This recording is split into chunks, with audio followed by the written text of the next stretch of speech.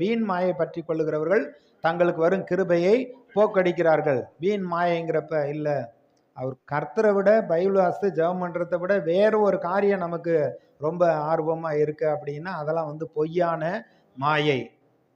அதனால நம்முடைய கிருபை நம்மை விட்டு போய்விடும்.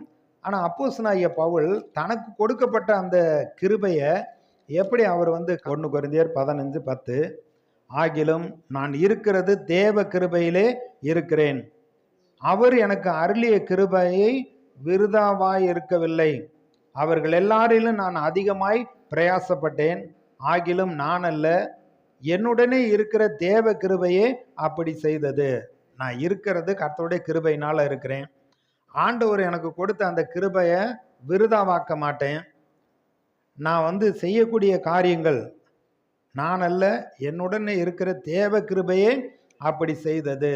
அப்போ தேவன் நமக்கு கொடுத்த அந்த கிருபையை நாம் காத்து கொள்ள வேண்டும். ஆண்டவர் நமக்கு என்ன வச்சிருக்கிறாரோ அதை செய்ய பிரயாசப்பட வேண்டும். அப்போ எபேசியர் 3வது அதிகாரம் 7-8 வசனம், தேவனுடைய பலத்த சத்துவத்தால் எனக்கு அளிக்கப்பட்ட வரமாகிய அவருடைய கிருபையினாலே இந்த சுவிசேஷத்துக்கு ஊழியக்காரனானேன். இந்த சுவிசேஷத்தை அறிவிப்பதற்கு ஊழியக்காரனாகிறதற்கு ஆண்டவருடைய கிருபையினால நான் ஊழியக்காரன் ஆனேங்கிறார். உங்களுக்கு கொடுக்கப்பட்டிருக்க தாளந்தை, திறமை, நீங்கள் இப்போ செய்யக்கூடிய வேலை, கடவுள் உங்களுக்கு கிருபையாக அந்த வேலையை கொடுத்து அதன் மூலமாக கர்த்தர் மகிமைப்படும்படியாக வைத்திருக்கிறார். இவர் ஊழியம் செய்கிறதுனால ஊழியத்தை குறித்து சொல்லுகிறார். பரிசுத்தவான்கள் எல்லாரிலும் சிறியவனாகிய நான் கிறிஸ்துவனுடைய அளவற்ற ஐஸ்வர்யத்தை புறஜாதிகளிடத்தில் சுவிசேஷமாய் அறிவிக்கிறதற்காக இந்த கிருபை எனக்கு அளிக்கப்பட்டிருக்கிறது.